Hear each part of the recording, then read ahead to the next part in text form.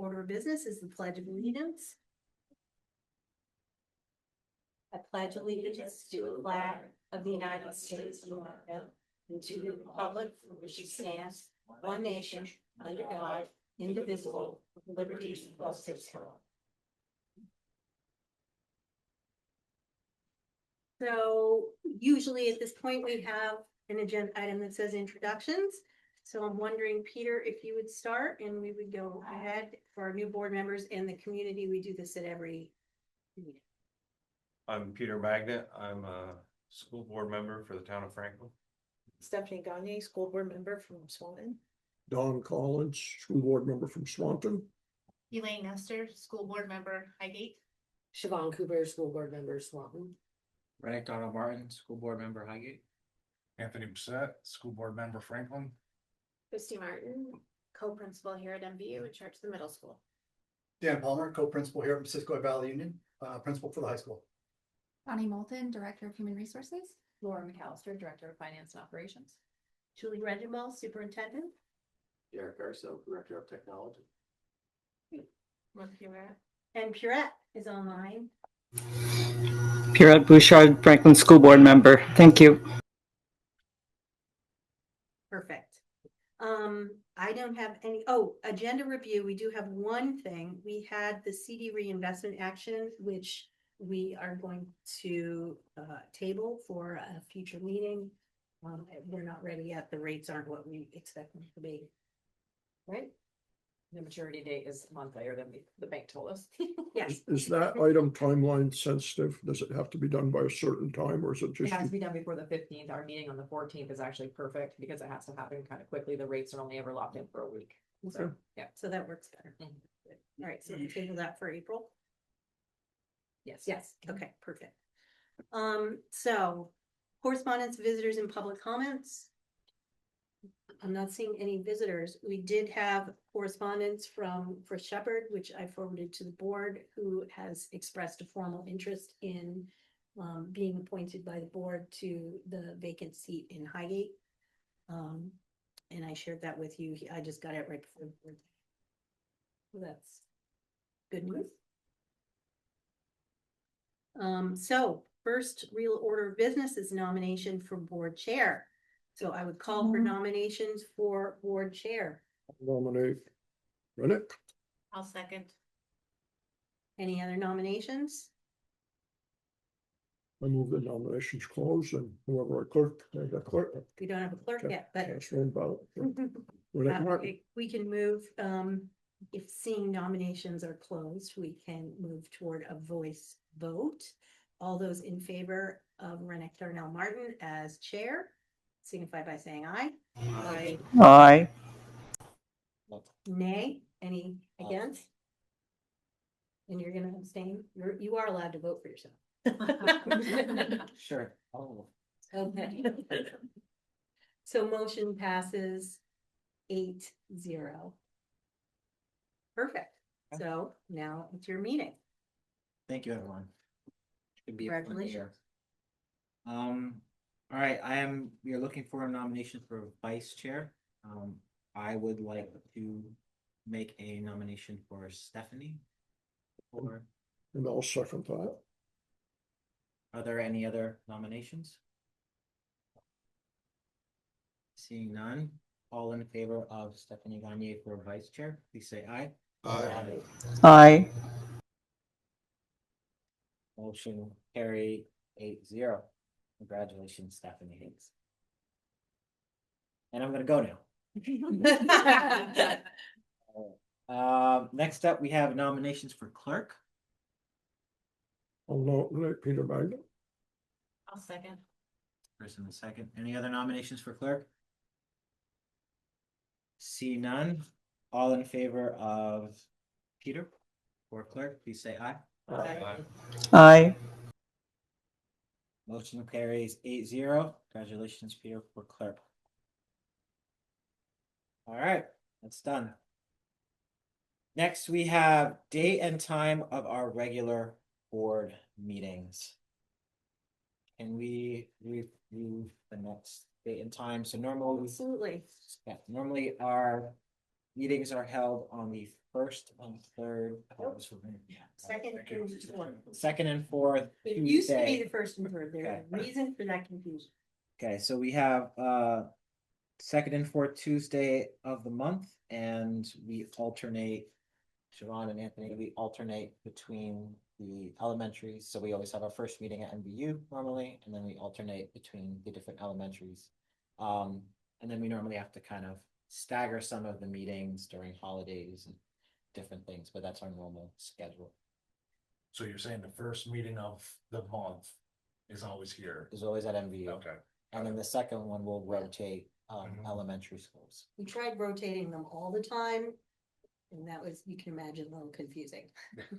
But it's at the end of the agenda where it says future meetings. We always have a document that has the upcoming meetings for the year in like a calendar table and where that meeting will be. And we try to keep it to the changes. Any discussion on those dates? 6 o'clock still work? So we've had 1 and 3 and 2 and 4. Which one gives us the least disruption? May I think it was switched because Swanton Town was a Tuesday, the same days, and it helps be open so that their people could be here and vice versa. That's why we made the change, absolutely. It's been, I personally, as a Swanton resident, it's been a great change to accommodate. And the other boards don't meet on Tuesdays, so it didn't conflict with it. All right, so let's say we keep the same dates. Our meetings will be held the second and fourth Tuesday of every month. First meeting being at MVU and second meeting alternating between elementary schools, adjusting as needed. Remind me, Julie, do we need a motion? We did last year. Yes. Can I get a motion to approve date and times of our regular scheduled board So meetings? moved. I'll second. Any discussion? All in favor, please say aye. Aye. Durrett, Sorry, I fell asleep at the wheel. Aye. all right, motion carries 8-0. All right, next we have discussion and possible adoption of the VSBA Code of Ethics. That is something that we need to adopt every year. And we don't collect and sign them, it's just the board reviews them and then the same as a game. Have a pleasure. Thank you. You're welcome. Just sometimes discuss them briefly and then just leave a motion to adopt them as the way the board operates.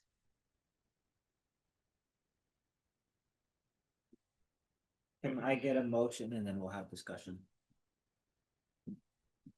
I'll make that motion. I'll second. Any discussion on the Code of Ethics?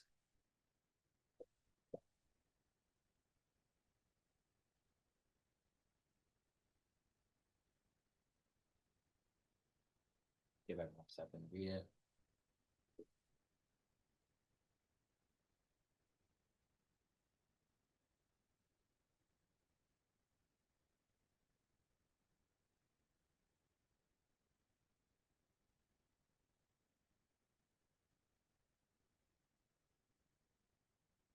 Any discussion on these? Okay. All in favor of adopting our VSBA Code of Ethics, please say aye. Aye. All right. Motion will carry 8-0. And next we have our annual motions. Do we want to give a overview? Yes, well, we make motions on each of them and I'm gonna share my screen for that.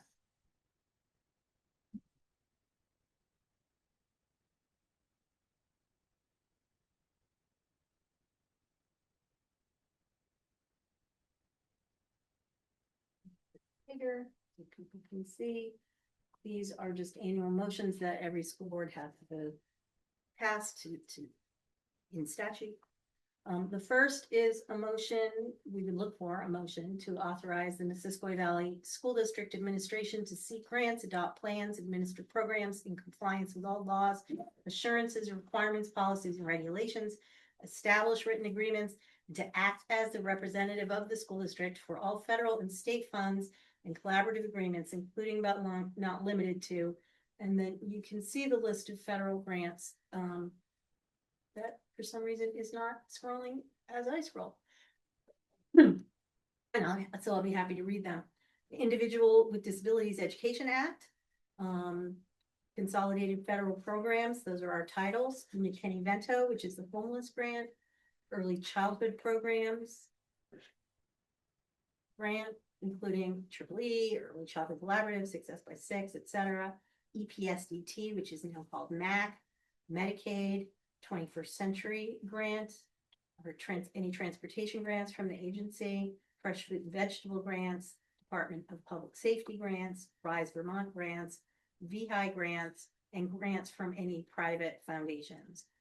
And we have a very tight grant process so that anybody requesting a grant, there's a whole process of approval that the administration goes through, because every grant comes with strings and lots of administration. So we'd be looking for someone to make that annual motion that's made every year. I'll make the motion. Lane is the first. Is there a second? I'll second. Stephanie second. Any discussion on that motion? Can you tell me what E EPSDT stands for? Absolutely. It's called MAC now, but it's Early Periodic Diagnostic Screening and Testing, which is I know, I was a special ed. I was once responsible for that grant. And that is Medicaid money that is generated through nursing and other medical services that comes to schools. Okay, that was early periodic diagnostic screening and testing. And the MAC, what is that, the abbreviation? I don't know what the MAC stands for. It's Medicaid, but it is the it's with how they gave it a snappy new acronym. Thank But you. it's nursing and medical services that's reimbursed to schools. And it's to be used for things like nursing and other medical services. So we had the first and the second, and a question I don't think we voted on. No, we haven't. Okay. Any other discussion questions? Thank you. All in favor of adopting the first motion, please say aye. Aye. Motion passes 8-0. Next, the second motion is to authorize board chair, vice chair, if the chair is not available, to sign professional contracts on behalf of the board after the recommendation of hire by the superintendent using the linked hiring process. Julie, just want to give an overview for new members. What that means. So it is linked in our You can't unstuck the screen. I don't know why it's not on the screen. Sharing right too. Okay, that's entirely possible. So we have a formal administrative hiring process for professional staff. By statute, the superintendent hires all support and non-union staff. The board approves teacher contracts.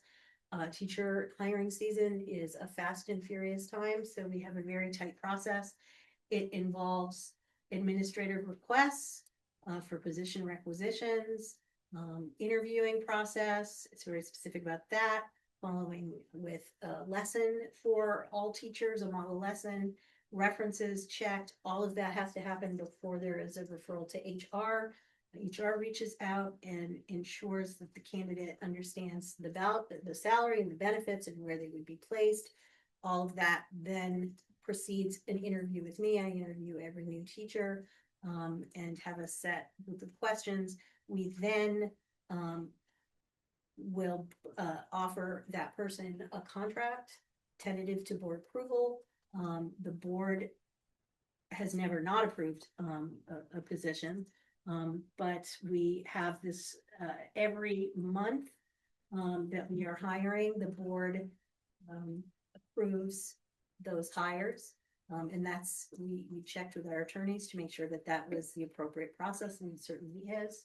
And then a contract is sent to the board chair for signature. Obviously, all employment is contingent upon licensure. That's basically the process. I have a question. Go ahead, Don. Administrative requests, administration or administrator request positions via electronic position request. Okay, I get that. Requests are approved. So if the business manager says, I don't think that's the right person, No, it's the request to fill the position. So it's like you don't have that vacancy would be the denial. It's not, that step is before they've recruited or interviewed anyone. Before we've posted it.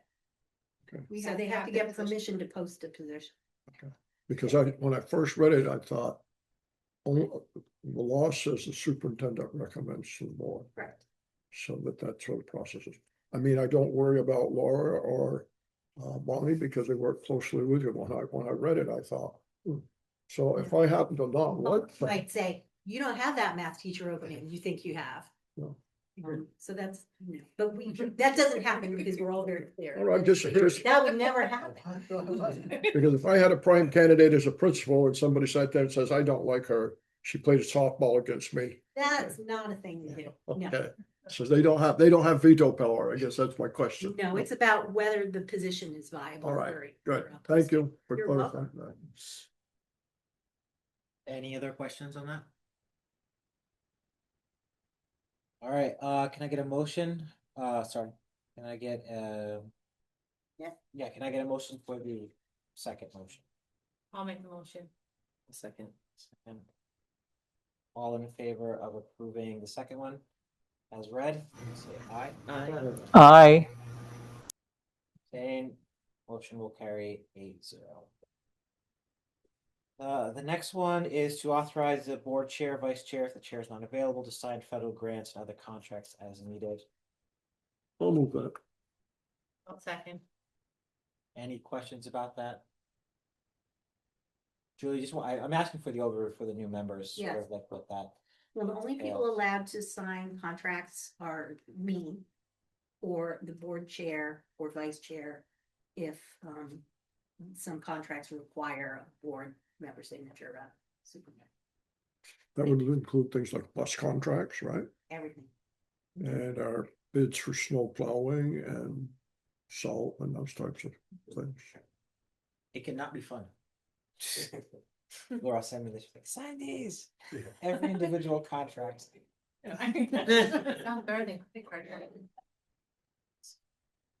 All right, can I get a motion for number 3 as read? I'll make the motion. Second? I'll second. Elaine. Elaine and Stephanie. All in favor, please say aye. Aye. Carries 8-0. Next, we have motion 4 to appoint the MVSD voting delegate for statewide health insurance. I mean, we're supposed to still do it. Purette was last year's. The state is in a moratorium for healthcare negotiations, so it's a seat that doesn't come with any actual work, Purette. I'll nominate her. Oh, there's a nomination. Is there a second? I'll second. All right. Purette, good with that? Oh, it's fine. It's a lot of work, but somebody's got to do it. All in favor of Purette as the MVSD voting delegate for statewide health insurance? You say aye. Aye. All right, motion carries 8-0. Next we have the MVSD School District designates the St. Albans Messenger to be their official newspaper. Ads and notices, minutes, and agendas will also be posted on the MVSD website. Before you make the motion, Peter, would you like to talk? No, this is my normal one that I vote down every year. Can't have a unanimous down everything. You don't really have an alternative. I was gonna say, is there even anything else? No, Courier went out. There's no choice. business. We do post with them, but it's only once a week. So I don't know how regularly all of our notices are actually in the newspaper. on a timely. If you're lucky basis. and you get it by the mail, you get it the Wednesday after the Friday that Yeah. you wanted. Pretty much.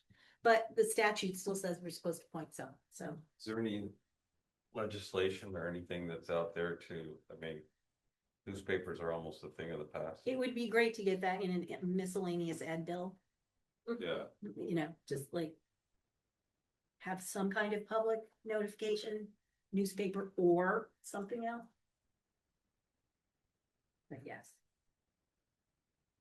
All right, so there's no further discussion, all in favor of designating the St. Albans Messenger as our official newspaper, please say aye.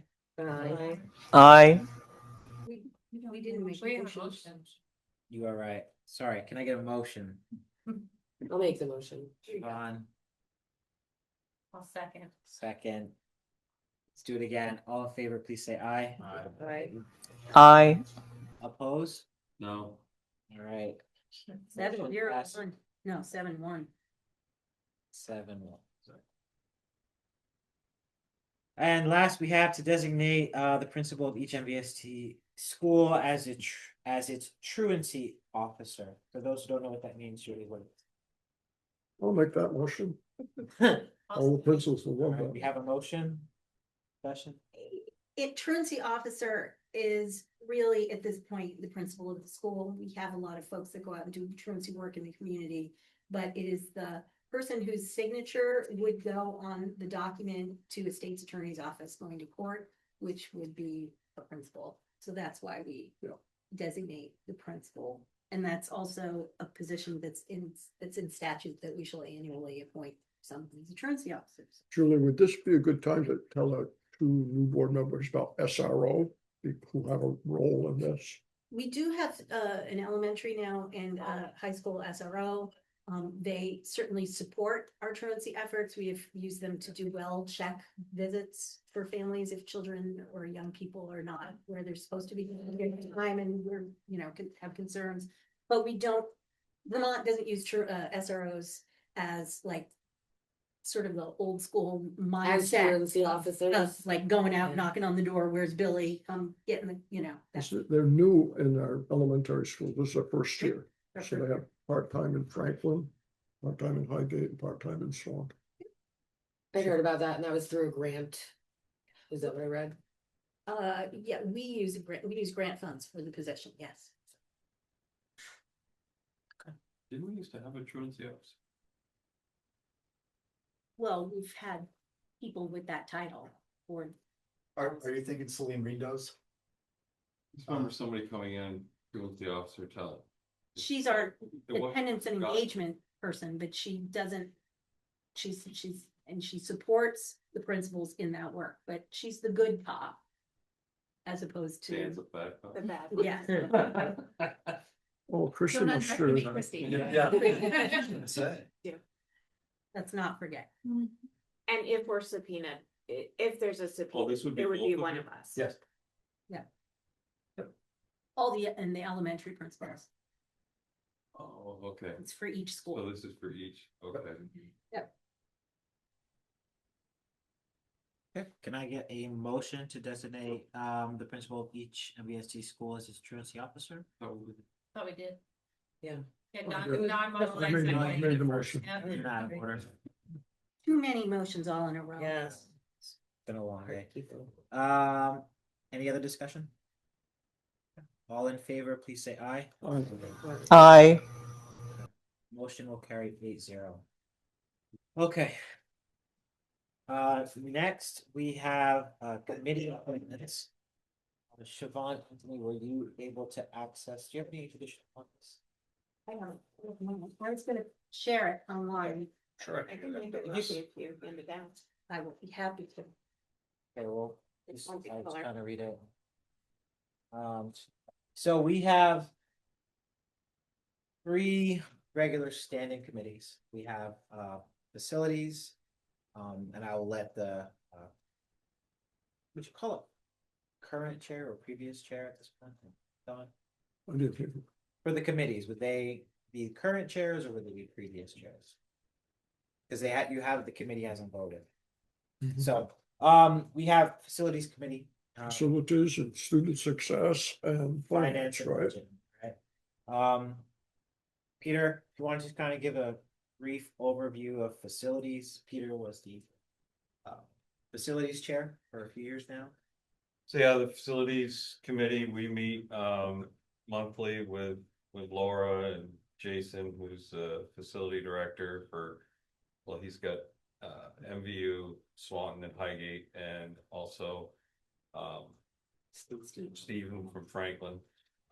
So we go over projects we're gonna do in the coming year, projects that we're looking at doing in 5 years. We look at all the equipment needs for the district. So it's a pretty active committee. We meet monthly. And when things come up, we review them and then we make recommendations to the full board if there's action that's needed. That way, we don't bog down the full board with all the information, because that's how we started doing it, and it just made meetings really long. So we started having these committees that could review more stuff and then bring it to the board with recommendations, and then, you know, people are free to ask questions, and so that's pretty much what we do. And even though that's our committee of 3 people, there are times that other members are interested and they sit in the meetings too. Pura does that sometimes, Rennick's done that, other people have. But well, basically it's a 3-person committee. Yeah, and these meetings are warned. Yep. Is the board good with nominating people for all these committees right now? Who would like to be on facilities? Yeah, I can tolerate them. Peter, Stephanie, and Dawn. All right. I say that only unless the 2 new board members say they want to be on facilities, I'll step off. I'm good, thank you. All right, so same cast, and when you get together next time and meet, you can elect. Sure. And we also Zoom it as well, so when Don said you can look in, if you just want to see what's going on, you can certainly. I probably will, if you don't mind. I like to join and learn and Absolutely. educate myself and And others. any board member can attend any committee meeting, as well as anyone from. They are warned meetings. Okay, perfect. So next we have Finance and Budget Committee. Elaine, would you like to explain what that maybe does? Sure, I think it's lots of fun. We weekly, Laura sends out the check warrants for us to review before the treasurer signs off on the checks. We have the ability to ask any questions if there's a charge that we don't understand or question. And Laura's very quick to either answer it herself or get it to the right person to answer it for us. Probably 2 or 3 times a year, maybe we get called in and she needs 2 signatures on credit cards. So she'll have a couple months worth on there. We just review those and sign off on those. Once a month, we'll go over the previous month's documents. It'll be done. And then as far as in-person meetings, we typically meet just a couple times a year around budget season. Since we did pass, we'll be meeting more right now. We work with Laura and Julie to run numbers and see what we want to present to the full board for possible budget approval. I'll just add, so for facilities, they normally meet monthly throughout the year. Second Monday. Second Monday. And with finance, it's during budget season, so I'd say roughly October till we have a budget. It's about monthly, and then a bit of a hiatus during some of the supplements. And then check warrants are approved usually weekly. So who would like to be on the finance committee? I'd like to be on it too. I would like to. All right, I'll stay on that for beginning of this year. the rest of it will. Perfect. So, Sean, you can be added to those. Great. Next, we have student success. Our previous student success chair is Joanne Johnston, who is not on the board anymore. Julie, you want to kind of give an overview of the committee? Sure. Last year, the board, after doing some Vermont School Board Association training, determined that meeting monthly and getting into the administrative level of reports was not really what the board should be doing. So we sort of have shifted to maybe 3 to 4 times a year. And what we're doing this year is looking at the strategic plan and seeing what are some reports we want to make sure the full board receives, so that we have students coming to the board talking about examples of work-based learning or things that they're doing that are in the strategic plan, as well as our continuous improvement reports and our state data reports. There's always more than we can do, but it's really the board determined that we wanted to have the full reports mostly go to the full board. So that's what we've been doing. We feel like we've been pushing forward with a lot of the reports that the committee, they start in the fall and sort of develop a brainstorm list. What haven't we heard over the past couple of years? What have we heard a lot from? What do we really feel? And then a couple of board meetings have been canceled. So, you know, we have to retool or things happen. So we have to move things around. But I think it's been pretty good. And it's a nice group to then look at, you know, the end of your data and really talk about, you know, our board goals. And because the board sets goals annually that have to do with our reports and how our students are doing. So it's a nice committee. Questions?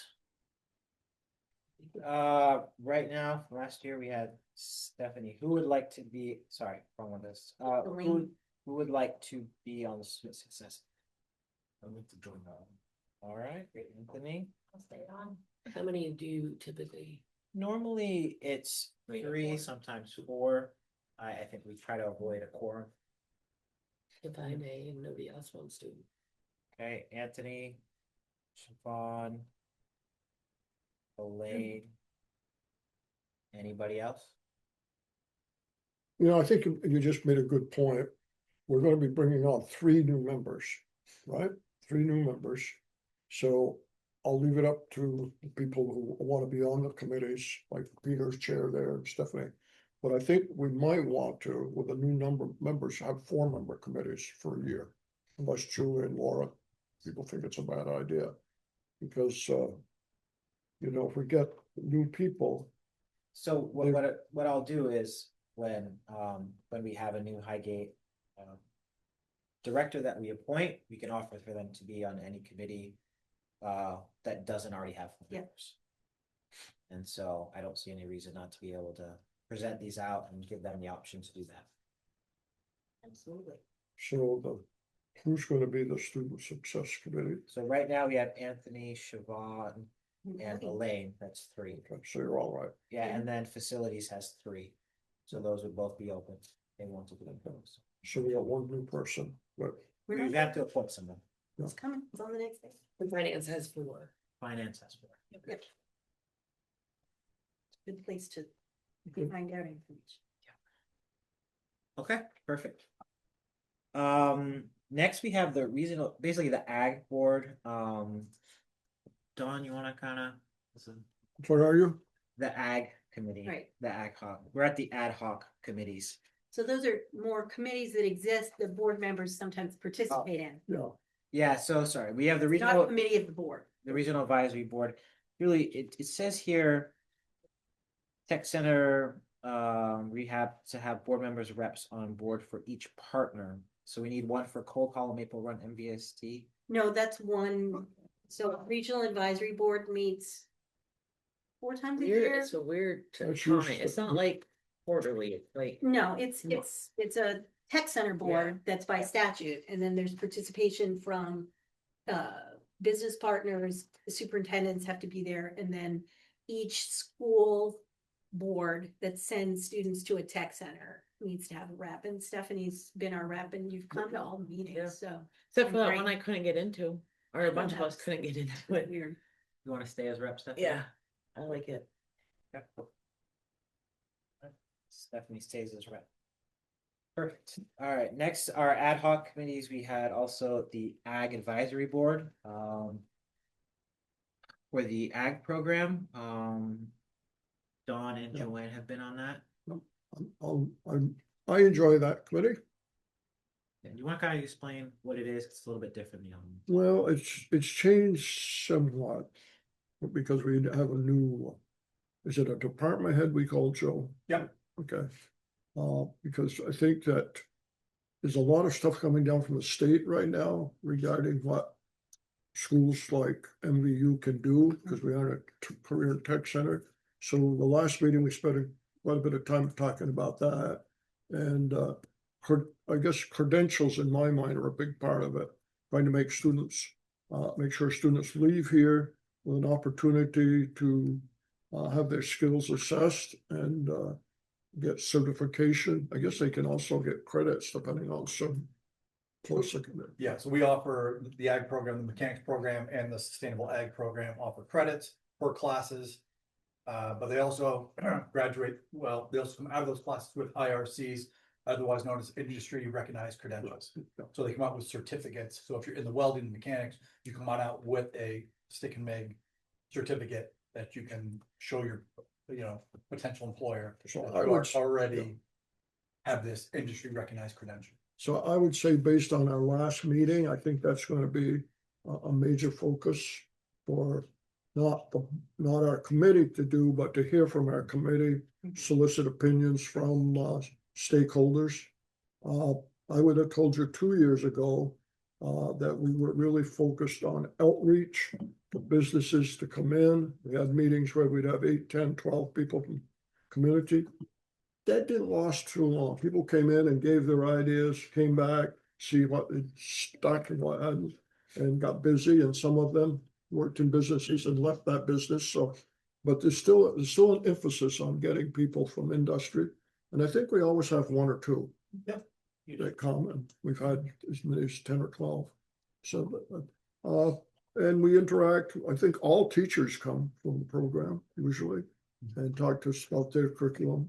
And do a little bit of bragging about how good it is. And then FFA is another part of that program. And even though we aren't actively involved, we hear from everybody hears from the FFA students, but we hear probably more because a student might come in or get an award. So, yeah, and I don't know, we meet maybe 6 times a year. We were meeting monthly for a while, but kind of depends when they call the meeting. No, it's good. So Dawn, you're staying on that one? Yeah. I'm gonna stay on it. Who else would like to be on? At one time, there was only one person. Yeah. But I asked Joanne. I guess, I don't know, I think, no, I know who was our chair. Devon. The request came to Devon. He asked me. And I went to the meeting and said, I think it would be good if we had 2 people. And Joanne said it. So it's not a heavy load, but it's a very interesting committee and probably the one that has most contact with students to a certain extent. Reporting. Yep. I think Peter remembers, I think you initiated it. Remember, we used to meet with them and the ag kids over at the ag building back in the beginning. We did. It wasn't you? No. Okay, well, we did. We met with them and they explained their different programs. Anybody else like to be with Dawn? If you need somebody, I'll do it. All right, you gotta fill Joanne's shoes.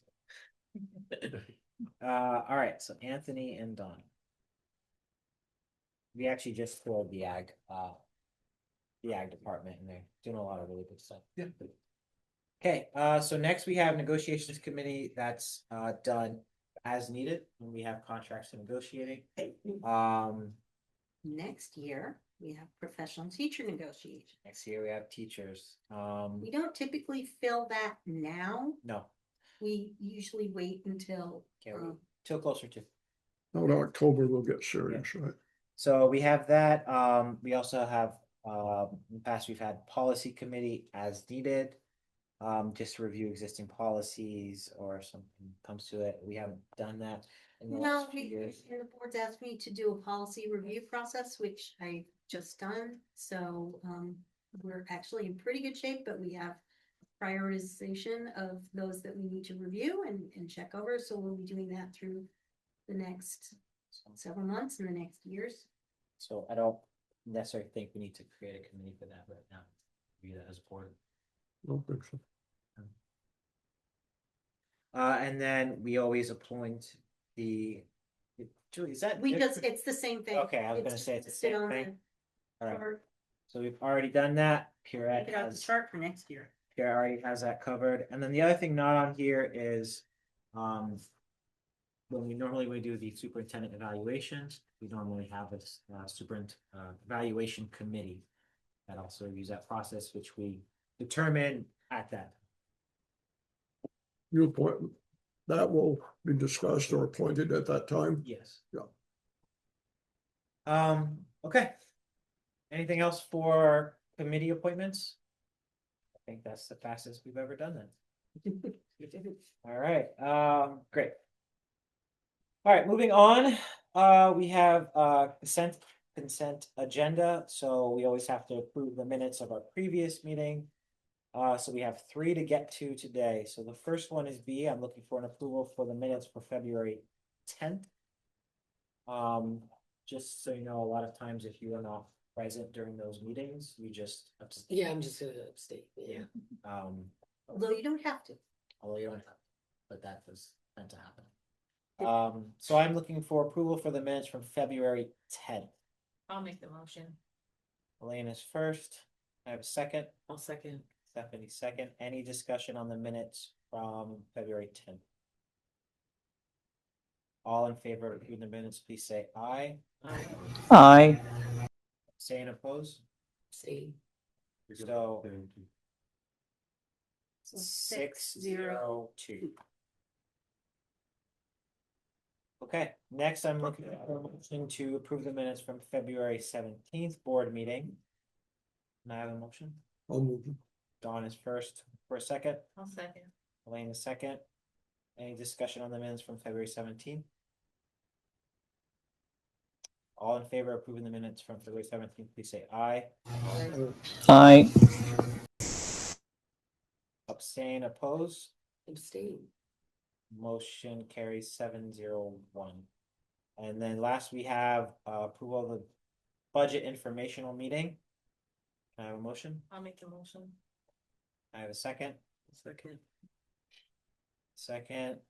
Any discussion on the minutes for the budget informational meeting? All in favor, please say aye. Aye. Abstain, oppose. Abstain. All right, 7-0-1. Okay. Thank you for admin for sticking around. Welcome to another year. Appreciate that. So one thing we do when we have our meetings is we will have our administrative reports on our MVU meetings and then the MVU report. And then when we have our elementary meetings, we'll usually get the principals from all the elementary schools will present their reports. So if you haven't been able to access it, 'cause you're just getting your stuff, this is an opportunity once you get the report to kind of read it. Administration does, I think, a really good job of deep diving on different subjects, you know, grants are working on, what's going on in their particular departments. You know, if you read those and then you have questions, you can bring those up and we can have a little bit of a discussion each time around that. And then sometimes if you want, you can just ask one of the admins something that's been on your mind. So you see we have online, we have Tanya Haynes and Wendy. We also have Kosha and Beth Ann Miller and so full house. Little bit different, maybe just any highlights from the reports, because with the budget, I don't know if everybody got a chance and our new members to read it real quick. I would just say for my part, I put the information about the budget in there. And then I put, an overview of some of the legislative updates, which I try to do during the legislative session. Although by the time I write it, the legislature often has done a different thing. So sometimes it's, a little out of date. But this time I focused on some of the things that aren't about school consolidation, because we talked about that quite a bit. So you can read those overviews. We just try to really keep on top of what's happening in Montpelier and report out. Question, were the reports written before or after we knew we didn't or didn't have a budget? The reports were written before, except for my report saying, thanks for those that went out to vote. I waited until the day after. Yeah, so just something to note that funding affects everything. So now that we don't have a budget, there are implications in terms of certain programs and what that means and contracts and other things like that. So, that probably would affect how the reports are written before or after, because, grants for the funding, hires, different stuff like that. So Laura, you want to highlight something? I would, and I wrote a full page because I was so excited about it, but we had a federal fiscal grant monitoring. It's about $3 million worth of federal grants that flow through our school district. And it was, we received many accolades about our processes, our procedures, the staff, the diligence, the organization, the response. They actually stated, the AOE stated, the Agency of Education, stated that we are a model office. They had to dig deep for 2 hours and we didn't hear anything from them. We were a little worried about that, but then they were trying to find something on us and basically couldn't find anything. So we were really proud of our team. I want to specifically thank Lisa Way, our accounting specialist, Dawn Fournier for all of her work, and Anne Marie, our accounting specialist, and Sue Day, our payroll specialist, and Jordan LaRoe, who was our benefit coordinator. They put a lot of time and effort into this every day, but in particular for this monitoring. We haven't had one in 15 years since I've been here. So the fact that it went as well as it did was really spectacular. So I just wanted to say thank you to them. Well done. And Kosha Patel, our director of curriculum, and Beth Ann Miller was involved also for 21C. So it was a whole group. Thank you. Well, thank you for that, Laura. I would love for Kosha to give an update because she did a dive into comparing our student test scores with those around us in the region, and I just thought it was important information to share. Yes, good evening, everyone. And what I wanted to share this time was for us to have like a context when we look at our test scores, because as you all know, it's a one sort of moment in the year, which is publicized a lot. And so the Agency of Education finally released the information to the public. And I was able to gather that information to see how we are doing in comparison with our neighboring districts. And you can see the tables I included. And I felt really proud of the work that we've done because we are doing better than a couple of our neighboring districts.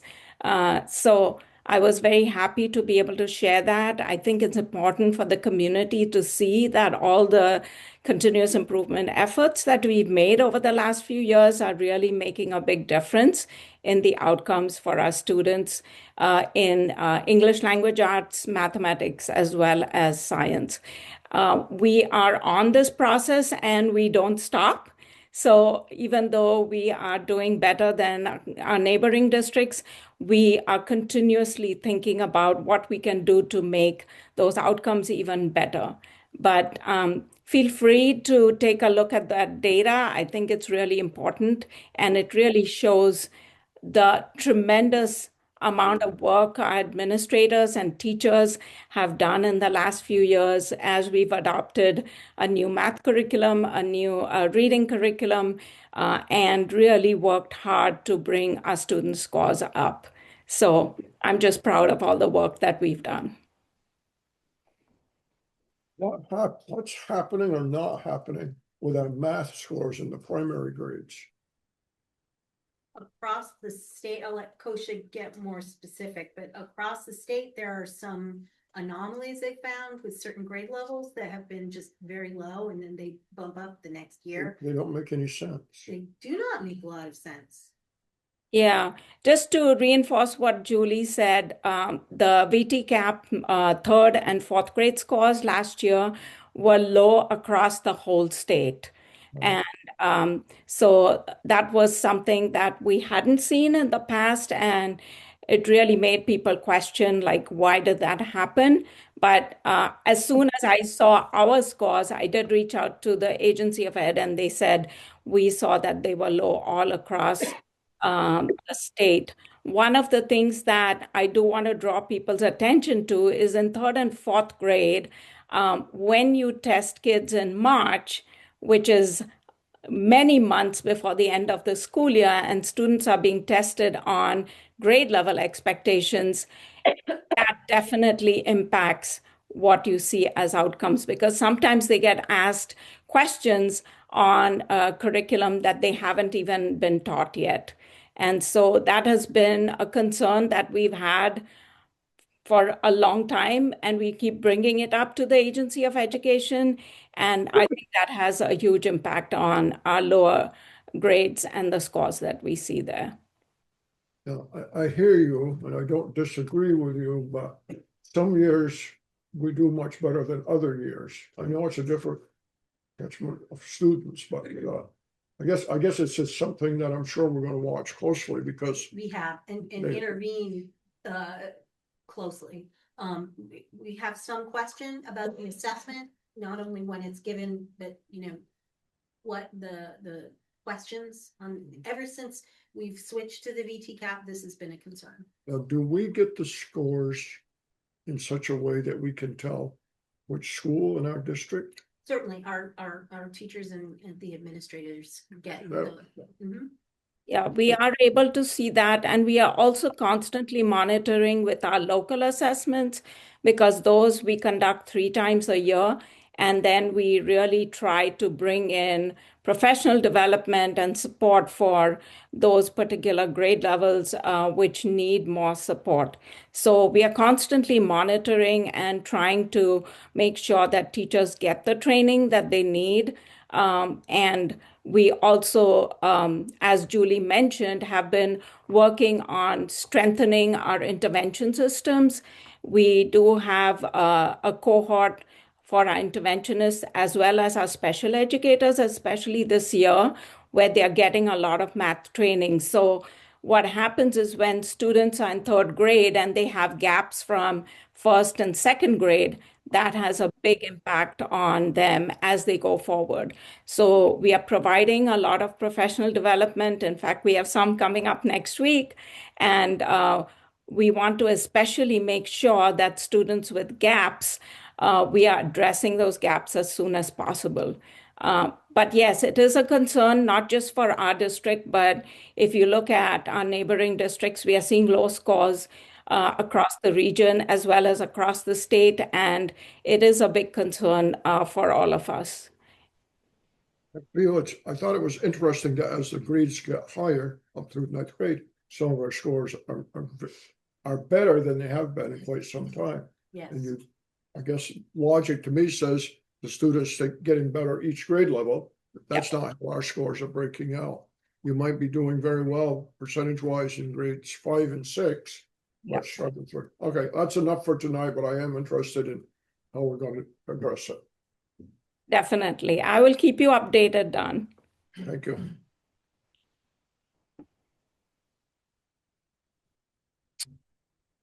Thank you, Kosha. It's top of mind, and I have lots and thoughts and feelings about the way people depict our scores, not understanding, I think, the complexity that goes into things. Any other administrators have something they want to highlight? Wendy, you have your hand up. Oh, she beat you, Beth Ann. Sorry. Wendy, Sorry, go ahead. Beth Ann. I just want to highlight part of my report and give a plug for encouraging families with students with IEPs to look for mailing from the Agency of Education over the summer and complete those surveys to share their thoughts about the process of working with their child's team. I shared out the results from the 2023-2024 school year, and our response rate out of 414 students with IEPs in our district was 32 families that responded to the survey. The Agency of Education has shared that they're working to bring in some outside support to try to increase ways that families can respond. Previously, it was a letter in the mail over the summer.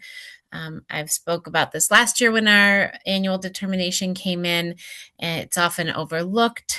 I will be working with our special ed leadership team to work on messaging with our special educators so that at meetings they are making sure to draw families' attentions to this process and to keep an eye out for it. We really want to increase the participation rate, so we're hearing back from more families. I also was at a state level director meeting with the Agency of Education earlier this year, and we do collect parental input as part of the IEP process. There's a questionnaire and a way for families to give the district directly input and information about how their process was. And directors, we've been advocating for the Agency of Education to consider using that data as well, because we have a lot more input from parents about their involvement and experience. So here's my annual plug for families to please keep an eye out for that. The agency hasn't released when it will be going out yet to the field, but keep an eye out for it. Your thoughts and experiences are really important to us, and we're hoping to get that participation rate up. I also reported it out on 2 indicators at the pre-K level on meeting 100% compliance with Part C to Part B transitions for children when they turn 3 years old, and also for child find for students going into evaluations at that age to determine eligibility. So just kudos to all of the classroom staff and special education providers and administrators at the building level and families that work together to make those kind of results possible.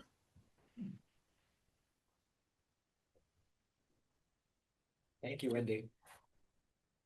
Maybe this is a question for Julie, but I think this year we're fully staffed in early ed program Yes. and contracts going out. We will know on another month or so if everybody's coming back. Correct. Yes. That's our hope. Wendy, what about enrollment numbers? Any preliminary data showing we're getting more students? I can give you that one moment. Right now, the numbers that we have for projections for next year, and this includes students who are currently enrolled in the 3-year-old program that are indicating interest in coming back. Our Swanton projections are fully enrolled in our two 4-year-old classrooms will be fully enrolled with 34-year-olds, and our pre-K 3-year-old sessions are almost completely full at this point with people who have applied. In Highgate, we currently have 28 projected for our 4-year-old program, which is just about at capacity. And we have 17 applicants for the pre-K 3. And in Franklin right now, we have 6 applicants or returning students for the 4-year-old program and 8 applicants for the 3-year-old program. These numbers, they always tend to grow. We did look back at this time last year, and we are ahead in some of our programs in the interest at some of our sites. So we've received more applications at some of our sites than we had the year previous. Not sure if that's due to the 3-year-old piece and the shift we had to make to the Ready, Set, Learn play group last school year when we were experiencing staffing shortages. But this year we are definitely receiving more applicants. For Act 166, we are at 24 community-based 4-year-olds for next year and 15 community-based 3-year-olds. Those numbers tend to rise much more toward the end of summer. We find out about a lot more families that are looking to access publicly funded pre-K through Act 166. So do we ever have to turn students away? We haven't recently, but we do have a process for that. I guess just knowing a little bit about, talking about the Swanton community, I occasionally see children in need. But when I say something about the parents, does your child go to preschool? They don't even know we have a preschool. And we got signs everywhere, whatever. Yeah. And probably those children, some of them will need it the most when they show up in September. Absolutely. We do sometimes have to get to a place where we're prioritize 4-year-olds if we have too many kids that aren't able to be served in our 2 classrooms. But I think our capacity right now is 2 classrooms. Thank you, I need Wendy. I need to make a correction. I apologize. I was looking, I had both this year's current enrollment and the applications. So I'm just going to go over it very quickly for the applications. What I just stated was actually current enrollment. Pardon me for that. Swanton, we do have 34-year-olds returning and applicants for 6 additional. So right now we're above the number of pre-K 4 slots. Pre-K 3, we currently have 15 applications. We do expect that to go up. Highgate, we have 28 returning 4-year-olds and 3 applications. So we're slightly above the capacity for 2 4-year-old sessions, and we have 10 pre-K 3 applications. The Franklin numbers are consistent with what I said. So the big difference is I thought we were at 17 for 3-year-olds in Highgate. That one is actually at 10, not 17 currently. So every year we look at the actual numbers as we get closer, and then we adjust the classroom patterns to where we can cover as many students as we can and really prioritize the 4-year-olds. I'll probably forget and ask the same question in May, but maybe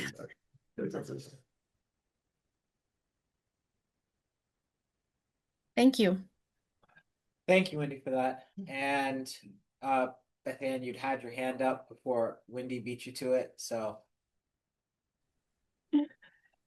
She's a hard act to follow, but welcome to our new board members. I'm really excited to dive into this year with you. I think the primary update, I just wanted to give a quick update on summer. I'm the director of expanded learning, so I'm managing our federal and state grants that promote anything happening after school in summer. We don't open our registration or really get too concrete in our planning for summer until the budget does pass, because we never really know what we're working with. So we do have a lot of families ready to go, ready to sign up, but we do wait. There are a lot of different things that happen. We're also working closely with ESY to determine which students may or may not be placed in those programs. So it seems like a bit of a slow burn for our summer session, but if all goes according to plan, we'll be opening registration in early April. And we'll be hosting our summer programs for 4 full weeks, 8 a.m. to 3 p.m., Monday through Friday, June 29th through July 24th. And then we'll have a special collaborative week with Swanton Recreation. That'll be a half-day program in which all schools in our district are welcome to participate in this giant heap of fun over at Swanton Recreation and some of our MVSD staff members. The biggest thing that we're well, this is the second year in a row that we will not be offering summer transportation, again, due to budget constraints. And last year it was a bit of a blow to the community, but overall it seemed the data reflected and the feedback reflected that it was okay. People rallied to make it happen. We had some carpooling going on. We created a carpool list that parents can share. And we are looking into some alternative options for folks that really truly have a barrier to accessing programs, especially at the middle high school level. So stay tuned for more information on that. And I suppose the biggest thing that will look different this year is we have been awarded another state after school grant that is focused on the performing arts.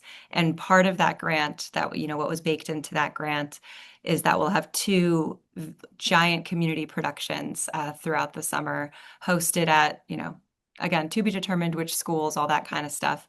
But part of that grant initiative is to get all of our students in the district together in one space to celebrate not only this performing arts performance, but get to know each other a little bit better with this, and a special focus on 5th and 6th graders that are looking into going into MVU, transitioning into 7th or 8th grade. We're really trying to build a bridge between elementary and middle school in the district, and we're really enthusiastic about what that can look like. Our MVU site coordinator is designing fun Fridays at MVU, and we're really excited that this grant funding can support bringing all of our students in the district together over the summer. So it's a big undertaking, and we're really excited to dive into it. And I think those are my primary highlights. I should have ended on that because that was the high note. I think the other thing to note is that we are looking into a grant amendment for our 21st Century Learning Grant, which funds most of our after-school programming, to adjust enrollment numbers accordingly. It has been increasingly difficult to staff our programming. Therefore, we can't accommodate as many students as we'd like, simply because we don't have the staff to run the programs. So we are looking into adjusting some of those pay rates. We are not at all competitive with our neighboring districts at this point, or even the district itself. Our after-school rates are lower than school day rates. So we will be looking at our budget from our after-school grant to say, where do we adjust? Where do we really try to invest in those staff members that can keep these programs running and get as many kids in a safe space as possible? So I will be running that by my advisory board, and I'll be sharing that out as we have more information to come. So I should have led with that because that's a bit of a downer. So instead, we'll focus on the awesome summer ahead. But then I would ask, maybe not tonight, but next time there's some sort of a report, if you could just dive into why the continued staffing issue in particular with after school, it seems ongoing. So, be good for our new board members to kind of hear why, and things to consider with that, because it's one of our really good programs that we offer here. So I will say that it's a state level issue. It seems to be most of the meetings that I have with my colleagues around the state. We all just kind of roll our eyes and say, "Yep, it's an issue for sure." But I'd be happy to share in the next report some of the barriers that we see to that challenge. anything else for any of our administrators?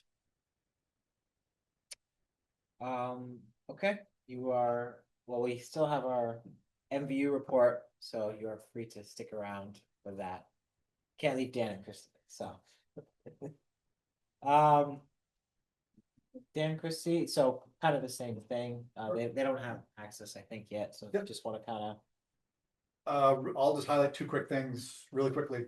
Just as a follow-up, I talked before about February 19th, about how we took the entire 9th grade to 4 separate colleges, and also to Advanced Welding Institute and the Vermont Construction Academy.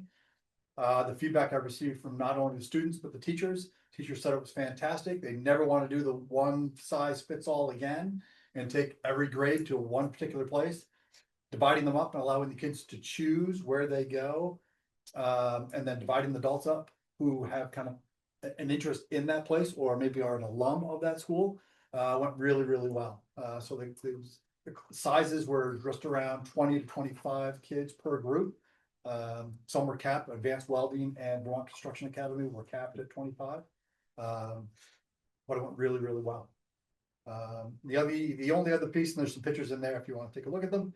The only other thing I'll just highlight really quickly is MVU was recognized as the one of 2 schools that received the Mona Garone Basketball Sportsmanship Award. This is voted on by the basketball officials throughout the state.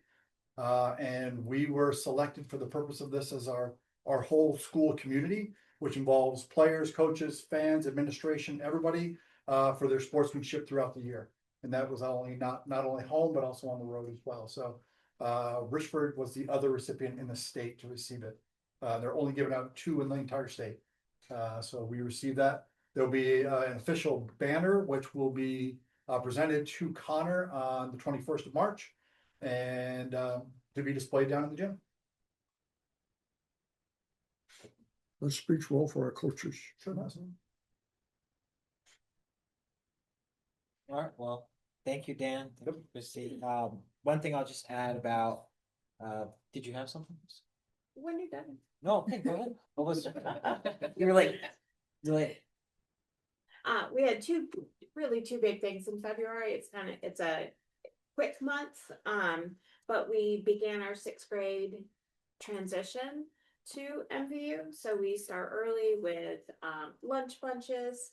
So we just started at Swanton. We went last week. We meet with at Swanton. We meet with homeroom. In other places that it might be configured a little differently. But we go while kids are having lunch, and I bring Celine Riandu, our student engagement coordinator, and our 2 middle school counselors, Carly Davis and Allison Roy. And we just go over for the lunch period and hang out with the kids, try to get to know them a little bit, and let them ask questions. And they have a ton of questions, right? You say, who has a question? And nobody answers their hand, raises their hand. And so we might say a couple of things, and then we're like, okay, just one more. Okay, just one more, right? As the principal's like, get out, lunch is over, they need to move on. And so they, we're like, okay, write down the rest of them, we're coming back. So that's really fun, we enjoy that. And then on March 5th, we had the kickoff in the theater and do a presentation for families and their students about MVU, what they can expect. We do a sample schedule, just a high level overview. And then we split up into sending school spaces. So a team leader, well, in this case, Janet Hatton and a group of kids led the Swanton group. Sarah Holman and a group of kids led the Highgate group. And then I take the Franklin group with a group of kids. And again, we just let kids and parents ask questions, and we let our student ambassadors, so our current 7th graders from that town, kind of run the show. So they answer all the questions. It's always one of those moments where you're like, what are they going to say? Right? Like when a question's asked, how is this going to go? This group this year was just fantastic, and they couldn't have been more excited about being there and really happy to answer questions. So that was a fun time. And then our 8th graders on Thursday, February 19th, did their history night projects in the gym. We had a fantastic turnout this year. Lots of community members, lots of parents, grandparents, lots of teachers, and we had about 125 students presenting their projects in the gym. Every kid was trying to get at least 20 people to, listen to their speech, and people had way more than that. So the community was really engaged in that. Kids did great. I thought it was one of the best history nights since I've been here. But I'm a little biased because they really they were on fire. And so they're happy to have that behind them. But they were really proud of the work they did. And Dave Zabo and Ariel Meyer were the history teachers, social studies teachers for grade 8. Really did a fantastic job with lots of help from their teams because it's a team effort.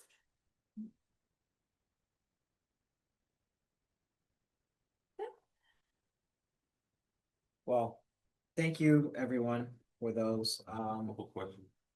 You have some questions? Yeah. Sure. New England Music Festival.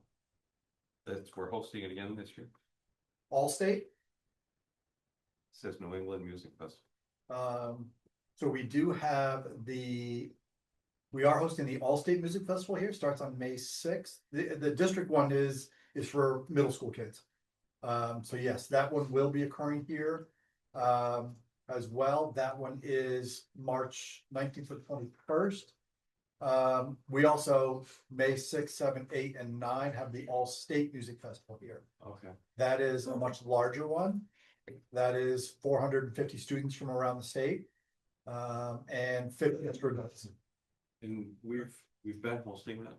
We host it about every 10 years. This is the 99th year of it. And we are hosting it this year. Wow. Yes, Yes. yes.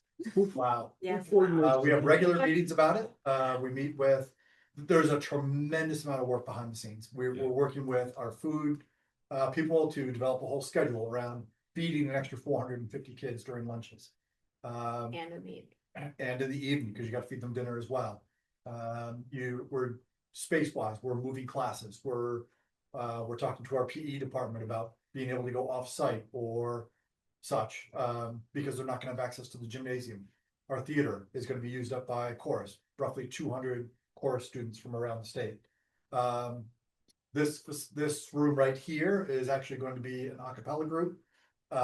We've got A33 being used for another group, jazz band. We've got a J24, which is the field studies room. That's going to be used by rock band. It is, It's another taken. it's we working with our athletic director to make sure that there are no home sporting events during this, because we don't want extra people on extra vehicles on campus. It's a process. And so we've been meeting, Christy and I have been meeting with facilities and Eric Garso and Danielle Turner and trying to coordinate all this. They had a meeting today with the All-State Music Festival group. So once we had more information, we were going to present it and come forth, but starts on May 6th. The rock band just shows up, and then everybody else shows up. There's an actual kickoff at 9 o'clock in the morning on the 7th. And then there will be two main shows on the 9th, Saturday the 9th, one at 1 o'clock and one at 4 o'clock, in which we will have our custodians doing parking and all the things, because it's as big, or if not bigger, than graduation here. What are the dates? That'll be May 6th. The students, the rock band students will show up on May 6th. All the other students show up May 7 and 8 and 9. So Dan, who's coordinating housing? Because I know that's can be a That's big issue. an old, I don't want to call it an old way of doing it. Called, because when I was in all states, that's what you stayed in other people's houses. My They've oldest gotten away- and my youngest went to a hotel. They've gotten away from the practice of putting students in other people's houses Right. for safety reasons and lots of reasons. So is it motels? Motels, and everything in between. So they will be taking up the ones down in St. Albans and in Chittenden County. I was gonna say, we here Correct. don't have enough. So they'll bring buses up. So that'll be part of our plan, is leaving bus spots available for all the extra buses that bring kids up out in the junior lot. But yeah, they will be staying at local hotels and bringing them here in the morning at roughly 9, 10 o'clock in the morning. So after they have breakfast at their place, then come on up here. What a great opportunity to show off our facilities. I mean, I know a lot of contractors and stuff don't like working on this building because of the way it's shaped. But we have one of the nicest gyms and theaters in the state, and it's really great that we can show that off. And I wish you all the success in putting this together. Thank you. It's a lot, and as Crystal said, it's a lot. We're coordinating with National Honor Society, National Junior Honor Society, about doing a grounds pickup for cleanup day, and just making sure that the grounds are as spotless as they can be. I mean, there's working with Jason's crew around over April break of putting a fresh coat of paint on all of the areas that are most trafficked, that type of stuff. So we're trying to you know, that's the stuff that normally occurs over the summer. But this, you know, we want a fresh coat and just to put our best foot forward. Great. I might suggest that you put in a leave to the superintendent for a week for a vacation after that. Huh. Yeah, Dina, yeah. I've It's observed it only from a distance, but it's very demanding. it's a busy time of year, and I just wanna, you know, I wanna thank like, you know, Yeshua, and you wouldn't think like Yeshua has a part to play in this, but that time of year is also AP testing. And AP testing usually occurs in here, and so you want ideal testing facilities for them. So I've actually coordinated with Yeshua. Our AP students are gonna go down and go to the Swanton Library and test there. Because we want to create the best testing facility for them, and we're working with them on making sure that it's quiet. So we have, you know, there's a lot of moving parts on this. And it takes a lot to coordinate it all, and you know, again, Christy's been great, and Jason and his crew, and Ben Lambert, and you know, everybody, we have regular meetings about it, just to, you know, troubleshoot what could go wrong, or what about this, and what about that, and you know, having a nurse at night because of the extra people here. So there's just a lot of stuff that goes into it, but more to come.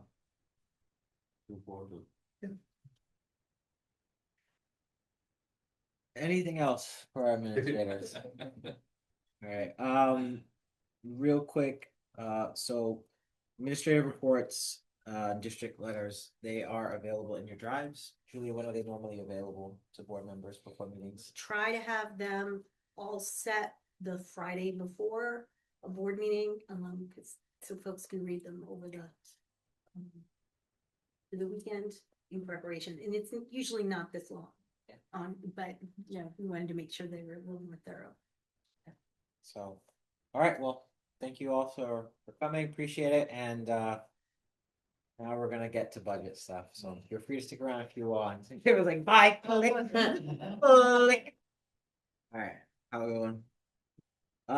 Okay. Yeah. So next, we have budget discussion. So first one, we have budget revote timeline. Laura, could you kind of give us a preview of when can we go out for voting next month? So the revote process is a little bit different than the original process. It can be abbreviated if we choose to have it be abbreviated, or in the interest of whatever's in the best interest of the school district. We do not have to wait a 30-day reconsideration period to vote. This is a decision that the board gets to make. The information, these next two bullets are very important. The informational meeting must be warned at least 5 days before, and the vote must be warned 7 days before. 7 is a minimum, it can be more. So that's the fastest that we can do. We do need to allow for ordering and printing of ballots though, and that can, I did speak to the printer today. They will expedite them and turn them around in as little as 3 to 4 days for us. Their LHS is amazing to work with, so I have to give them a little shout out. But ordering and printing ballots needs to be considered, and then absentee ballots. Because the timeline is allowed to be abbreviated, and I did check with legal counsel again on this today. We do still need to go through the absentee ballot process, but it can't follow its typical timeline because you're allowed to abbreviate the informational meeting and the actual vote timeline. And so I'll get to it later, I guess, after the next slide, but how I think we can make that work and still allow for that to happen, but in an expedited amount of time. And I've talked with the town clerks about that too. The budget amount must be a different amount. It can be as minimal as $1, but it can be more and it can be less, but it cannot be the same vote original number. And the vote locations and time need to remain the same as the original vote, if possible, which hours can, unless the emergency situation is allowed, but primarily they need to be the same. So if we think about what that means for us, and this is what I discussed with the finance committee meeting members last night, if we were able to adopt a revised budget on the 26th, that's the 2 days after our normal budget meeting or our normal board meeting, but I believe we may be rescheduling that. I'd be able to order the ballots on the 27th It normally takes 10 days, but they said they can do it in a couple of days. So we would have absentee ballots to the town at the latest on the 2nd. I think I might be able to do it on the 1st if LHS does come through. I would obviously have to post the warning, I'm sorry, on the 27th, immediately after the board meeting, but that would allow us to have our informational meeting on April 7th. And we always do that on a Tuesday, and that would be before vacation week, which is important. And then we'd be able to have the revote on 4/14, which would be the absolute earliest I think that we could do, also before vacation week and also a Tuesday.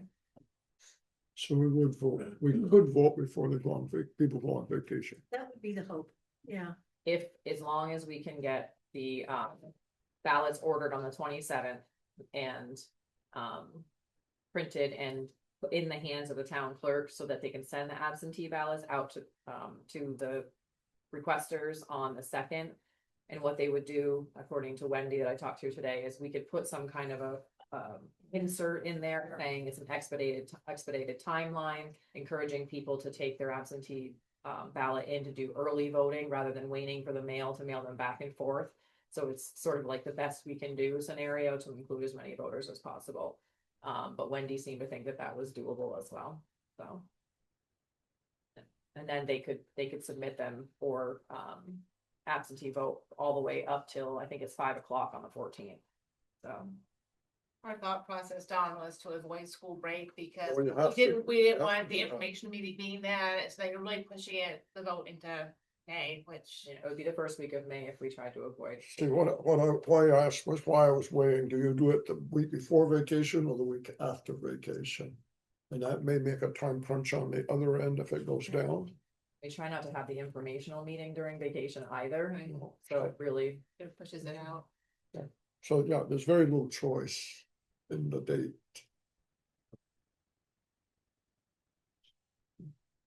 Does anybody else have any issues with this timeline? It's an issue, but I don't think we can address it, but just from my experience in legislature, the longer we can wait to see what the legislature is gonna do, the more accurate information. But you have been receiving revisions. Yeah. So even though we may not be able to get it in our promotion, we may be able to at least find some way to share. If we get a significant increase over what they're talking about. So we are gonna talk about that in the next part. That's okay. We do have a different yield that, Okay, Laura- Laura mentioned that. Okay, Peter? Why is the vision budget adoption sick? So I am not available the 24th. It does not have to be if the board would choose to have it on the 24th, but I will not be able to attend that meeting. I have a pre-scheduled trip from months ago. 24th of March. Yeah, so that's a Tuesday. I will not be in the I state. won't be here either. So I just elected to move it 2 days, 26, and still come up with that. The timeline can still match, so. Unless there's any objections to that. Stephanie's like, don't make me be at the first meeting I have to do. Does the 2 days make any real difference? No, a week would though. Yeah. So how soon how soon will the voters get the ballots? If they requested absentee ballots, they could get them mailed to them on the 2nd. I'm assuming some may pick them up if they were made aware, like if I make the town clerks aware. I have to say the town clerks have been amazing and amazingly supportive of us going back out to vote and the needs that we have, so I want to make sure to mention that, but I think some could pick them up as early as the 2nd, or they would be literally mailed that day. Yeah, I just want to be cognizant of people that vote absentee, that they have enough time to get a ballot and understand the vote. So it's what, 12 days, 10 to 12 days. Curette had the same concern, and in those cases too, they can also, if they are not so much absentee, but voting early, like I know they do in Franklin, they can go, you should be able to do that. Did we give any thought to having a special meeting next week? To finalize what we can do, it gives us a little more time. Yeah, the earlier we can get it out there, it's like we could stay on this, but if we could get it approved sooner to get it out there to the voters. But that's what I'm saying, if we could do it next week. I mean, it really comes down to Right. what you can put together. Totally up to you. So today's the 10th. I mean, I think we have to be sensitive to our citizens. They're used to Tuesdays. If you're looking for school business, it's usually on a Tuesday.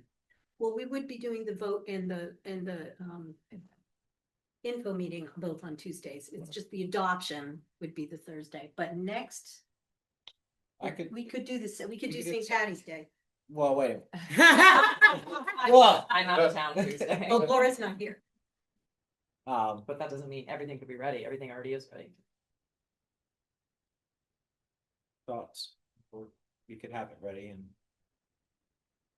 Would that help? If we had it earlier on the I side? mean, we don't have to adopt it on Tuesday next week, but if we did it next week, it would give us more time to get it out there. Well, if we move if we're doing a special meeting on the 17th, I feel like we would be doing it to adopt. Yeah, Right. that was what that's what my thought was. Right. I'm not sure it's a suggestion, but it was a thought that to do 17th, it takes a little bit of the pressure off on some of the other things. It's really the printing the amount of time it takes to print, and it would allow the town clerks to get them out earlier. I will not be here next Tuesday, but the information can be here, and I'm gonna go over some of it tonight, so. Do I see a consensus for a special meeting on keeping that same timeline, but we'll basically have a special meeting on the 17th. Do we then still need a meeting on the 26th? I would say that we wouldn't. Would we still meet on the 24th then, our normal meeting, We could. or no? Yeah. I don't, it doesn't matter to me. 17th. Just trying to get some headcounts. 17th? Yeah. Yes. 17th. Yeah, as long as you have a quorum, go ahead. I'm going to be out of town, but, and you guys go ahead. If you can get it done earlier, I'm very happy to see that happen. Yeah. Third. This would, if it's a special meeting, we would probably do it here.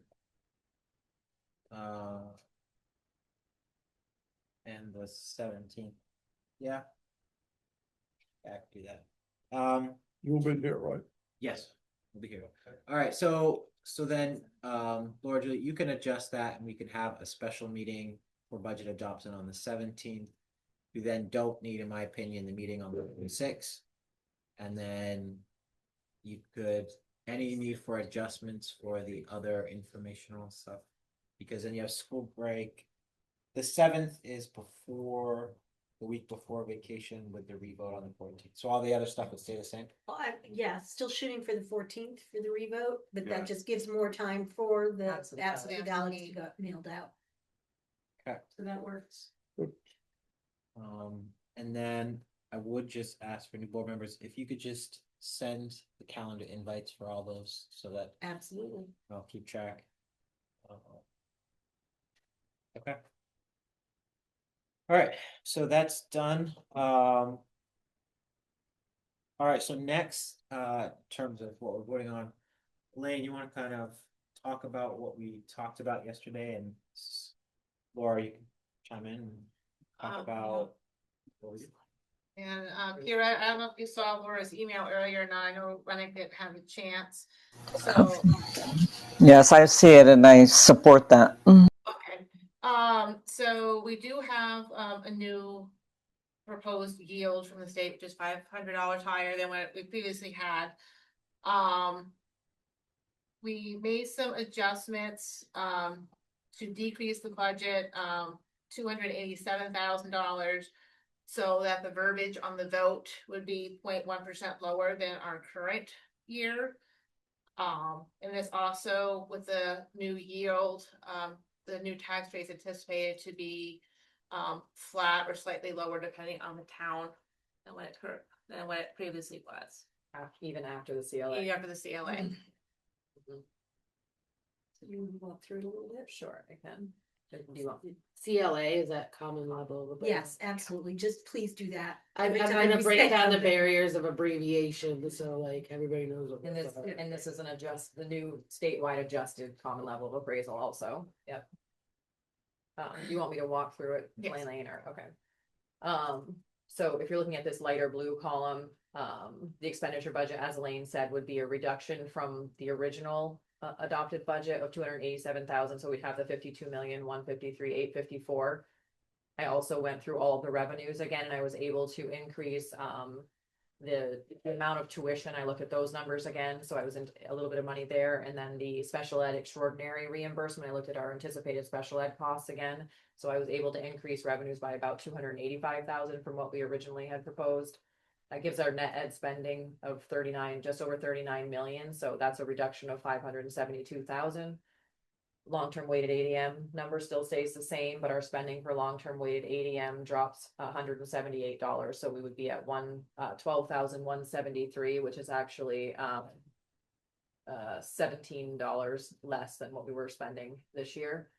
And so that's where we would see that spending in the article language would actually be a decrease. So instead of saying a 1.3% increase, it would say a 0.1% decrease in spending for long-term weighted ADM. And then the new yield comes into play, and this makes a very significant difference in the tax rate. This is why we're able to accomplish a reduction in the tax rate after the common level of appraisal. The yield increasing $524. This is coming from the JFO Joint fiscal. Joint Fiscal Office Ed Fund Outlook that was dated January 22nd. It does say that it has the governor's support on it. That may or may not still be the case, I guess, but I'm assuming he's still going to be participating in some form of a buy down the tax rate. And so I have talked to other business managers that are using this number as well. But that provides us an equalized tax rate of $1.30. So that's 10 cents lower than what we were in the original budget vote. And then 12 cents lower than our current year. About almost 8 cents of that is due to the yield, the change in the yield. So then after CLA, that's that bottom row. So after CLA, our tax rate would be $1.45. That's actually 3 cents lower than this year, but 11 cents lower than what we were proposing before. So that would be a reduction of 3 cents and a decrease of 2%. That's an average across our three towns, because we know our three towns after our common level appraisal adjustment have actually a different tax rate. So it would be flat or a reduction in each of the three towns. yes. Yeah, that yields Makes it- changing because of changing estimates in revenue and statewide education spending really makes the biggest difference. And Laura, could you explain to the new members what the long-term weighted ADM is? So the long-term weighted ADM is a 2-year weighted enrollment. So it looks at our enrollment, but then it provides weights to different categories like poverty or English language learners or varsity, people that live in a geographic area that does not have a dense population. It looks at grade levels, and it provides different weights for different grade levels. And then it adds all of that together, and that's what gives us our long-term weighted ADM. So it's not our enrollment, but it's providing more weight for students that it costs more to educate, basically. So we understand that even high school students cost us more to educate than elementary students. So elementary students don't have a weight, but high school students do. Special ed students have an even higher weight because we know they have needs that are required that we meet. Same thing with students living in poverty. They get an extra weight for those. So ADM stands for Average daily membership, which is meaning the student. Not attendance, but membership. Yeah. Because a lot of people think that. And the yield is another thing. You may hear about that in the news, but the yield is what it would take if to raise enough funds for the entire ed fund at the state level based on a dollar tax rate. So that number fluctuates significantly based on spending and revenues across the state, not just at MVSD. It really is influenced by statewide spending and also revenues that offset those expenses. So we don't have any control over that number. That's set by legislature, so it's always an estimate that we're using throughout budget season, which is really not ideal, but that's just how everyone has to deal with it. So originally, we were looking at a number as low as 8,849, which was a little bit higher than last year, but still only in the 8,000s. Now they're projecting that to be at 93.73. So when it goes up that $500, it drops our tax rate significantly. So the ed fund has to raise less dollars than what they originally anticipated. And I know that's a lot, but That's what really drives our tax rates. For the most, less, It is less- very, very complicated, yeah. I tried to do research before, years when they had the really high couple years, it was. Westford School had a really good video for just basic, and even then you still had to stop and look up what's common level of appraisal, what's this, what's that. So what's in the 287,000? Is that what we cut, 287,000? Yeah, so so we're. Sorry, go I'll ahead. just kind of explain it. So, we could have maybe a more robust discussion about all the potential factors why the budget, but if we just go off of the cursory level, which is more voters said they didn't like the price. With that new yield information, what we need to go out for a revote is a number. That's what Laura and Julie need to be able to do the ballots and all that, and then figuring out where that amount comes from. That's something that you can bring to us potentially next meeting. At that level, that brings us to decrease, the language of decrease, and that's how we got to that number. So, given that you wouldn't, it's not going to significantly, we're going to do more harm if we keep taking more and more off to our servicing, and it's not going to really affect the tax rate much more with the CLA. We kind of discussed, okay, what brings us to the decrease?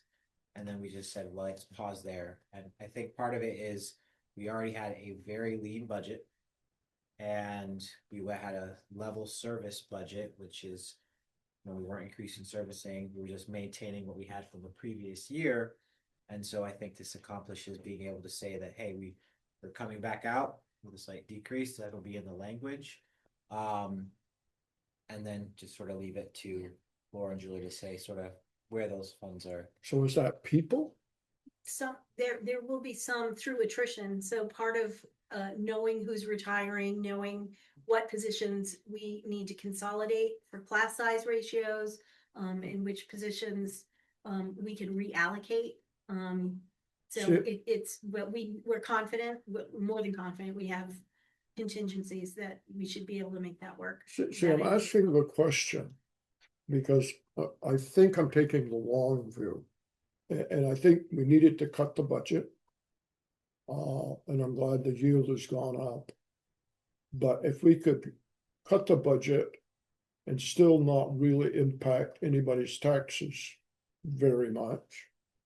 I don't want to cut too much because then you're in that situation next year. So, if 280, my eyes aren't that good.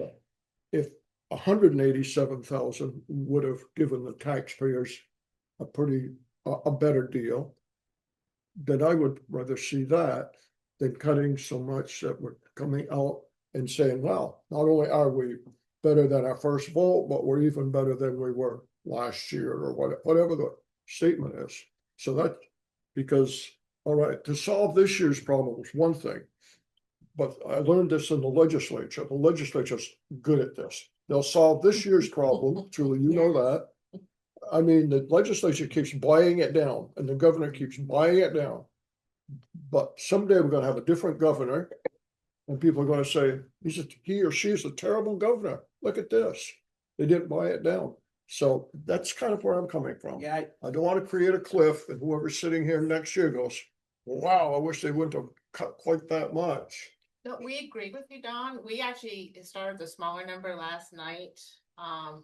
Laura changed it today a little bit higher, just to make sure that the verbiage on the ballot showed the word decrease. Because the figure we initially had was lower the tax rate, but still the verbiage on the ballot would not have said decreased in budget, so. It would have been a Tweak it. 0.4% increase. Yeah. So So we were really trying to get that language out there, because the voters made it clear they wanted a decrease of that. I mean, here's finance, I respect your opinion. So we haven't picked the category, basically, we just came with a number tonight, so that Laura and Julie can go back and figure out where it's gonna come from, so Tuesday, we have something to talk about as the full board. And I'll certainly vote for it, because I want a budget, but I just wanted to be on the record that if we're not careful, a year from now, we're gonna create a Oh, yeah. little bit of a problem for us, and, We worry about that. Obviously, we met after the budget didn't pass. I met with most of the principals. And we talked about vacancies and staffing and contracts and other things that aren't people, or they're contracted outside. And all the different things that would have the least impact to our service for kids that we can. And so, I was pleased that our estimates for revenue, we were able to be a little bit more robust with that around our special ed expenditures and the revenue that comes with that. So I feel pretty good about that, and I think, but we always worry about, we are a lean district. We have, we want to make sure that we have responsible services for our kids, and we're proud of the services we have.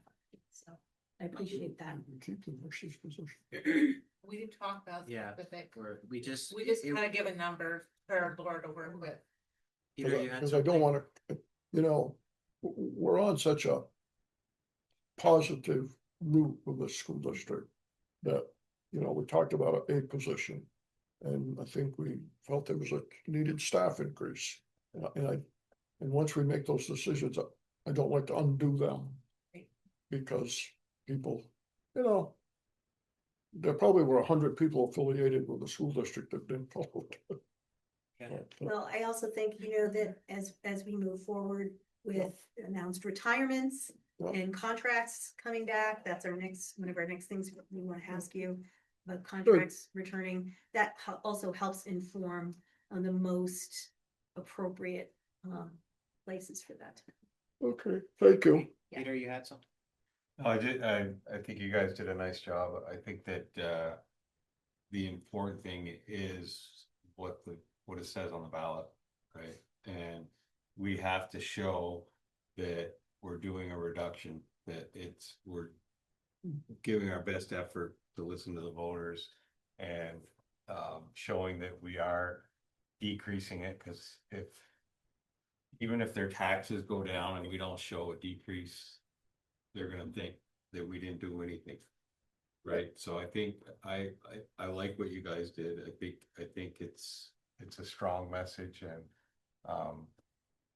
hopefully we'll get those people on the border to flip back over to approve the budget.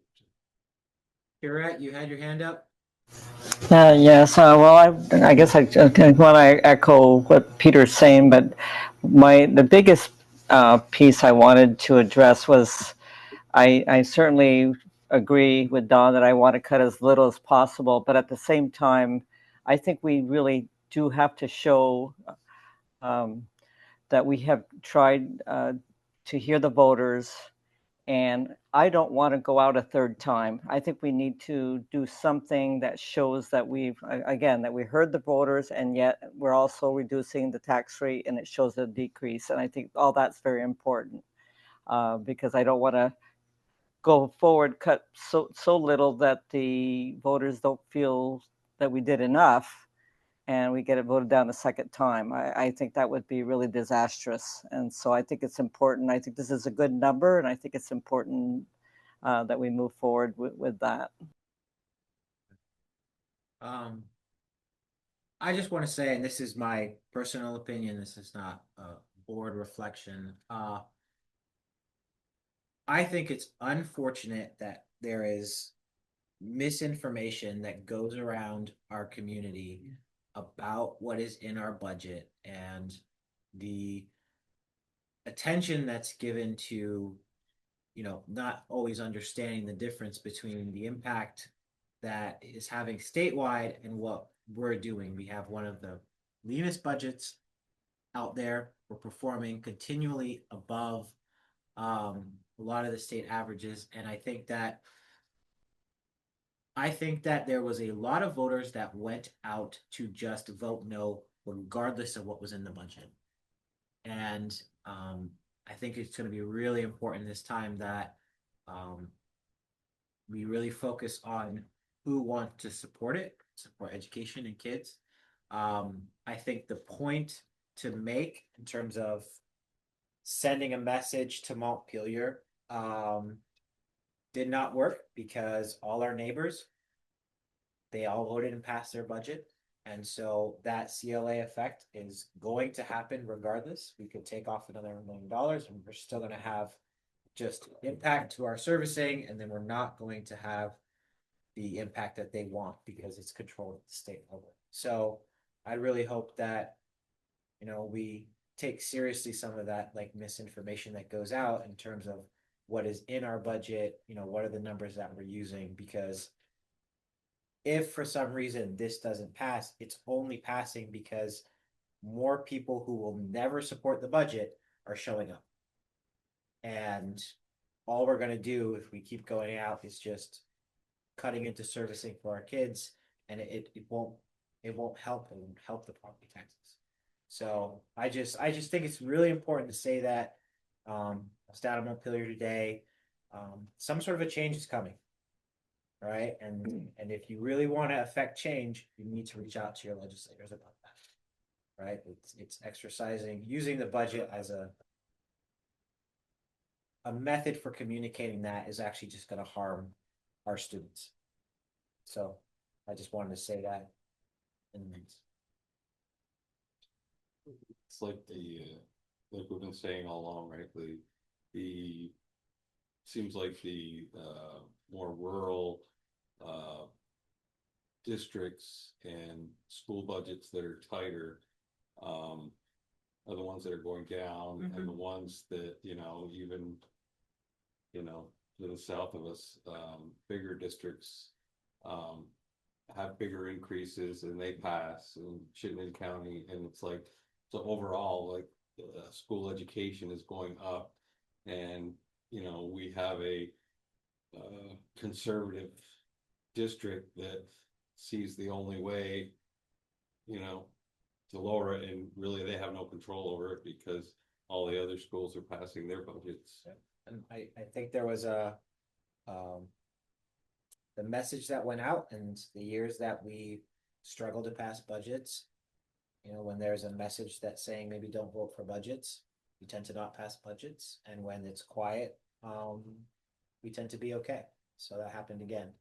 I don't believe that same message will come out, because now there's just such a small portion of schools, they're really not going to have any impact. So now the focus is on what we do legislation wise for the next years. Who else in Franklin County? Just Georgia. Just Georgia. Albert. And then Albert. Yeah. Albert and Milton, they're not. Milton. It was by a small margin this time. There was some testimony in House Ed today where they were discussing, VSA, you know, talked a lot about how, as you said, some rural conservative, and I mean conservative in terms of their spending, districts tend to defeat budgets, and then their spending is significant. Our spending is significantly below what the state says is an adequate spending of 15,000 per long-term weighted ADM, and ours is 12. And so it is communities of need that tend to continually vote down our budgets, and we have to do a little bit more with less and a little bit more with less, to Dawn's point earlier. And we're actually in a pretty good position, and I feel really comfortable with where we are, but that's work the legislature has to do, is to fix that inequity. The governor and the legislature kind of contrived this to show that we're overspending and everybody's unhappy, and that a lot of budgets would fail. So even though the key legislators and the governor came out and said, you know, you can't support that budget, or we don't support that budget. And if they'd have been 3 times or 2 times as many defeats, they'd have said, see, we told you. You walk that back though. It didn't happen. Did. I do worry that, the price of gas and everything else that will go up with that is not gonna help us either. Can you imagine what a fuel bug for buses is going to be? And I would say this, I mentioned this before, I think in those public forums where people are putting just inaccurate information, something has to be done to just factually correct them. Because, you know, we do informational meetings, we put a lot of time and effort into that, we have 1 or 2 people show up, maybe 10, 15 watch it online, and then, you know, hundreds of people will see things that are just not reflective of what we're actually doing. So I think it's just important to kind of be aware of that. You know, that is, we've talked about it before, but it is just affecting things. So we'll come to you next week. Yep. So, Laura, you come with us. Possible action, do we vote on that recommendation then? If this, we have agreement, No. this is what we're, Yeah. would be. So I that'll be just put that. Possible. Yeah, so you can have action on for the next we vote. That'll be bring us a number and what's inside Yeah, of it. we didn't and, know if we were gonna have multiple numbers coming out of the committee or not. St. Patrick's Day. Jesus. Talk about a thankless job. And he's like, oh man, what did I sign up for? I'll wear green. Okay. All right, next, we're Check. getting past 8, so we'll try to move some of this pretty quick. Just got a quick question. I know more will be discussed next week, but will the parking lot be a separate thing, or are we just nixing that all together? Great question. So that was, I'll answer it this way. That was heavily discussed. And it wasn't unanimous, put it on. I do believe it was the right thing to do, give the option, because when we failed the budget, not last year, the year before, we had the parking lot inside the budget. And when we removed that, we heard a lot from the community that we shouldn't have removed that. So we decided to make it a separate article to give people a choice on that.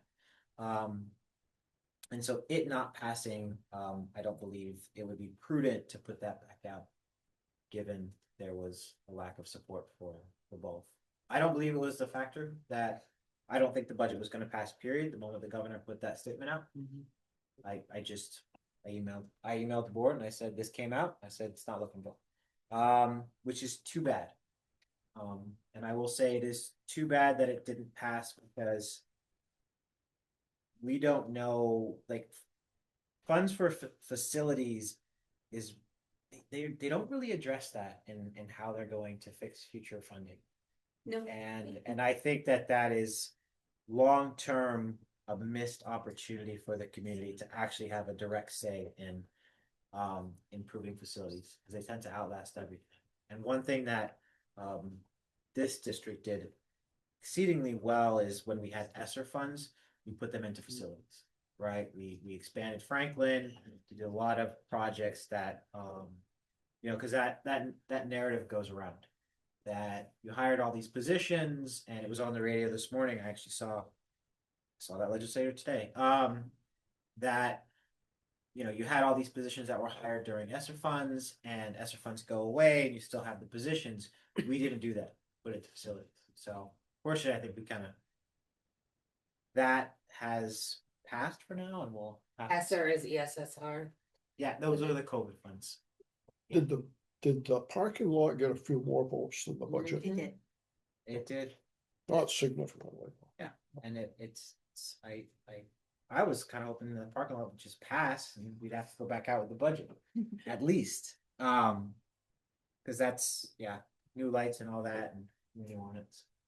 I did do a little research on that. I know that Act 73 talked about covering debt service 20 to 40% as an incentive to redistricting, But there's no money for but it. there's, yeah.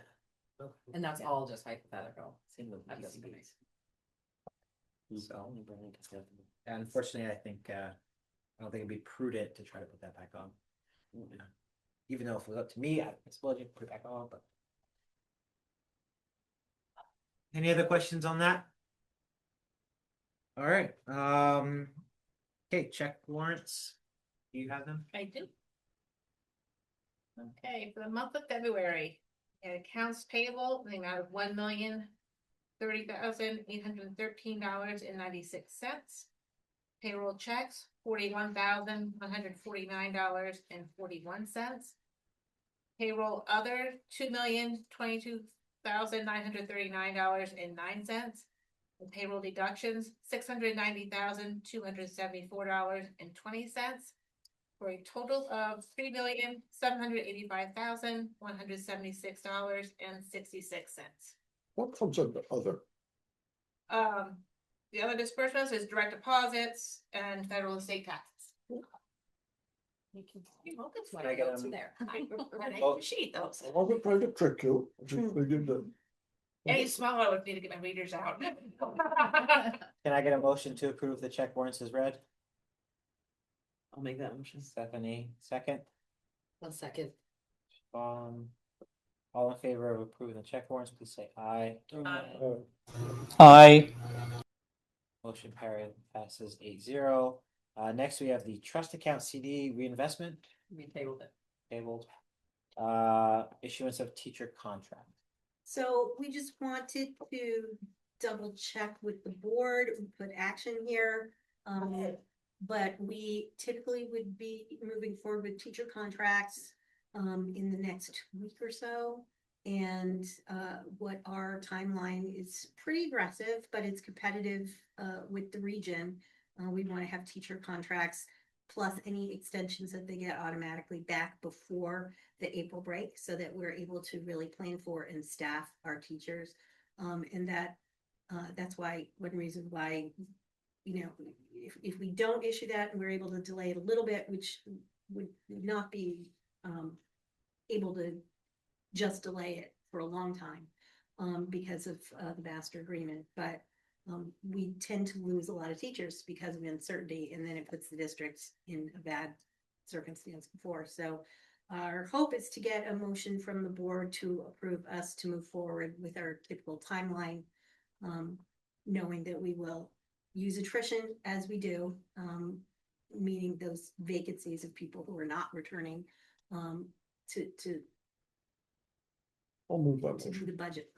I'll second. Second. Any other any discussion? All in favor of issuance of teacher contracts, please say aye. Aye. Thank you. Motion passes 8-0. Next we have, I'll be looking for a finding for executive session. Yeah, 2 in a row.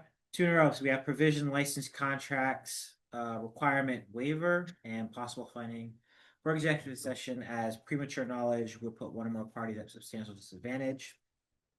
Can I have a finding for that? I'll do that. Stephanie is first, second. I'll second. You want to just kind of, Yeah, do whatever that.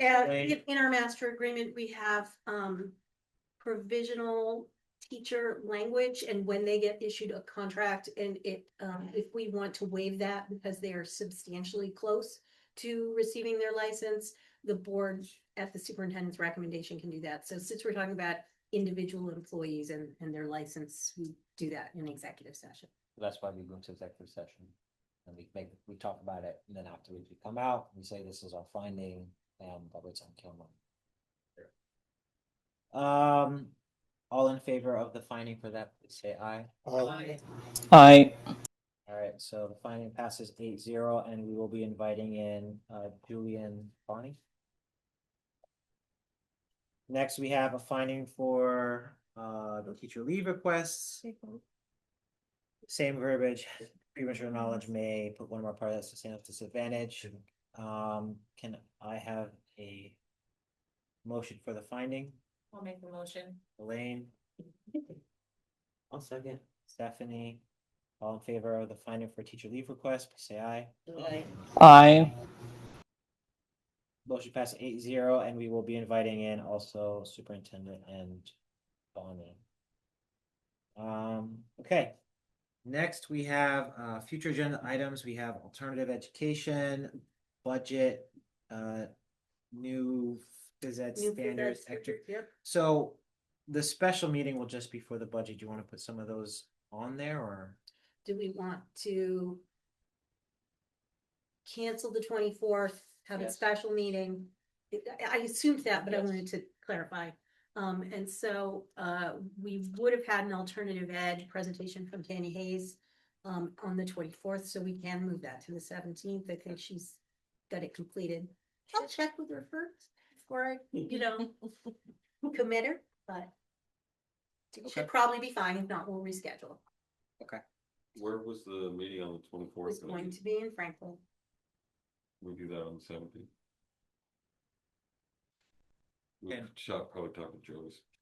You want to do the We meeting? we did talk about it being here at MVU next week. Right. But We'll skip Franklin again. we skipped Franklin yet. Or Frank. Do, I'm pretty confident she's okay with it. Yeah, I don't. And Yes, thanks. she hasn't bought the cookies yet. right? no, this is very important. Joy Joy got has snacks. snacks. So, So- you know, You deserve that. yeah, Full buffet. it is full. She's got coffee. She'll run over and, It's worth the drive. Going to Franklin next week? If the board would like to do it at Franklin, Why don't I confirm that with why don't you, Lord? why don't you? Yeah. Let us know. Yeah, ask Joyce and then just email us, and if not, we'll do it again.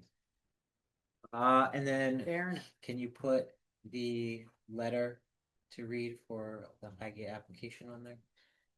Yes, absolutely. In terms of our process, you do not need to post it. So But if, as possible action. yeah, I'll make sure, if you want to, appoint. I believe that is Chris Shepherd as, Elizabeth. I'm not 100% sure, but I'm pretty sure. So we have multiple candidates. No, we No, just have Chris. No, I'll explain that to you after. That was a Is cut and paste mistake. Chris, Chris, if you're listening, are you available next week?